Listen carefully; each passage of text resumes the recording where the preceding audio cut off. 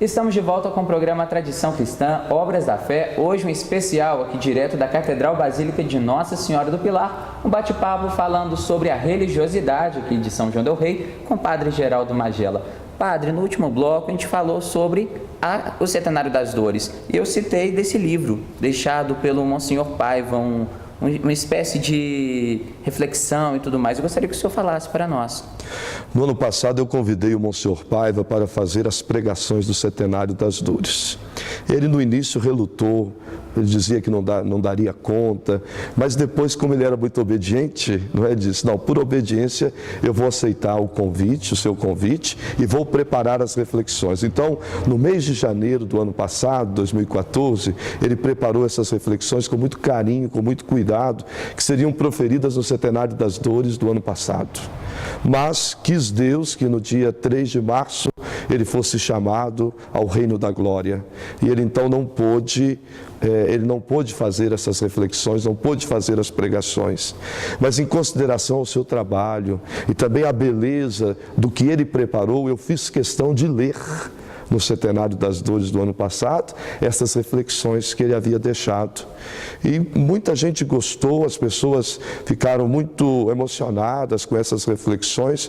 Então, para marcar o primeiro ano do seu falecimento, nós mandamos imprimir essas reflexões como uma lembrança e principalmente como um testamento espiritual deste grande sacerdote. Ao ler essas reflexões, parece que a gente vê o Monsenhor Paiva falando, né? Aí está um pouco da alma, da piedade do Monsenhor Paiva. Falando em Monsenhor Paiva, ele também é peça fundamental nessa riqueza e tradição de São João del Rei, de ter preservado todo esse costume da nossa terra. Verdade, Lucas. O Monsenhor Paiva, com seu equilíbrio, com sua serenidade, e também ao mesmo tempo com sua coragem, ele soube conservar tudo isso naquele período de transição do Concílio Vaticano II. Muitos padres entenderam mal aquele período e se julgou muita coisa fora, até peças sacras e também celebrações. Então o Monsenhor mudou o que era necessário mudar, porque nós estamos em comunhão com a Igreja, e preservou aquilo que poderia ser preservado, que não feria a liturgia. E por isso nós temos essa riqueza que ajuda tanto na reflexão do mistério pascal e atrai tantas pessoas, não é? A beleza evangeliza.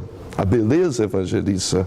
Por isso vem tanta gente, tantos turistas, tanta gente, às vezes não tem nem fé, vêm tocados por essa beleza e através da beleza fazem a experiência de Deus. Então, são tradições muito bonitas, elas não são vazias porque tem uma história, é um tesouro que os nossos antepassados nos legaram, um tesouro de fé. E para que nós possamos passar esse tesouro para frente, nós precisamos vivê-lo com autenticidade. Então não é um teatro que nós estamos fazendo aqui, nós estamos celebrando a fé. E assim nós vamos transmitir aos que vierem depois de nós esta riqueza, esta beleza. E creio também, cada paróquia tem seu estilo, né? Cada região, mas toda celebração deve primar-se pela beleza. Tem que ser bem feito, tem que ser esmerada toda a preparação, porque nós estamos falando de Deus, que é o belo por excelência. Então, através da beleza, nós encontramos a Deus. Falando em beleza, lembramos da Semana Santa aqui de São João del Rei, e agora tirar umas dúvidas sobre alguns ritos, algumas celebrações da Semana Santa, como no caso do Domingo de Ramos, que assim como na quarta-feira de cinzas, quando tem a procissão, não tem um ato penitencial. Por que isso? Muitas pessoas talvez nem percebem, mas omite-se o ato penitencial. Né? No caso da quarta-feira de cinzas, é porque o rito das cinzas é um rito penitencial. Então, ele está no lugar do ato penitencial. Não há necessidade, seria uma repetição, não é? Do ato penitencial. Depois, no Domingo de Ramos, a procissão também ela tem esse caráter penitencial. E por isso é omitido o ato penitencial, já se entra na oração inicial da missa. Uma outra celebração também que muitas pessoas não conhecem aprofundadamente o que é a missa do Crisma. E eu queria que você explicasse para nós. um pouco o que é essa missa que acontece na quinta-feira. Sim, geralmente essa missa acontece na quinta-feira de manhã.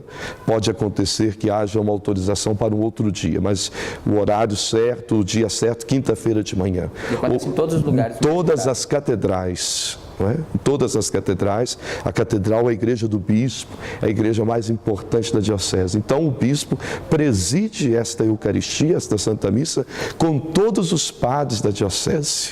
Então também é chamada a missa da unidade. Então nessa missa se celebra o dom do sacerdócio. A quinta-feira é o dia da instituição do sacerdócio. Então, é o momento em que o bispo, com os padres, celebra esse dom do sacerdócio, os padres renovam as promessas sacerdotais.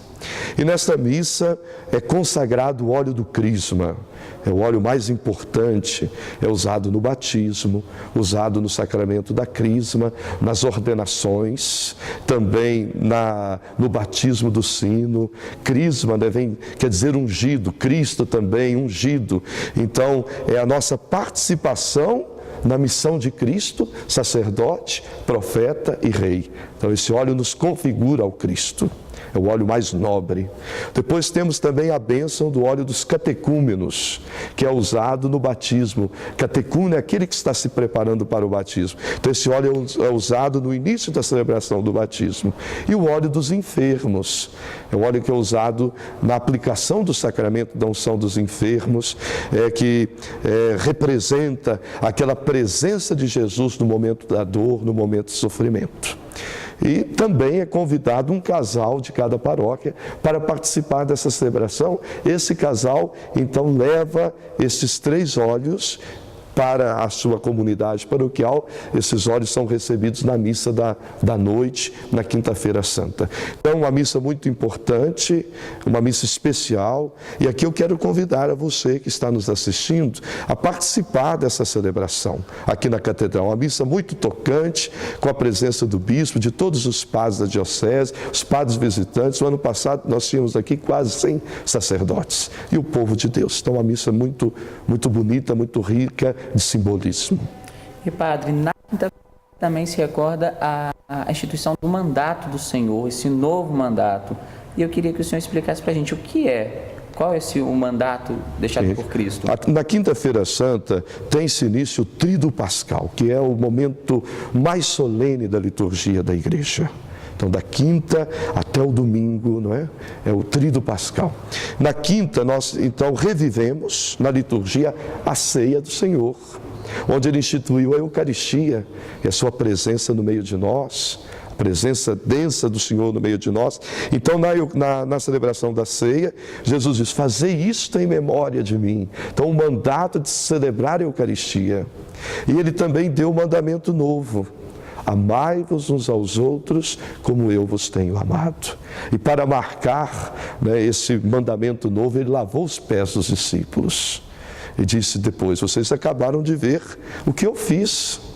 Se fizerem o mesmo, vocês serão felizes. Então é o amor que dá sentido à vida, amor que nos faz servir, amor que nos faz doar a vida.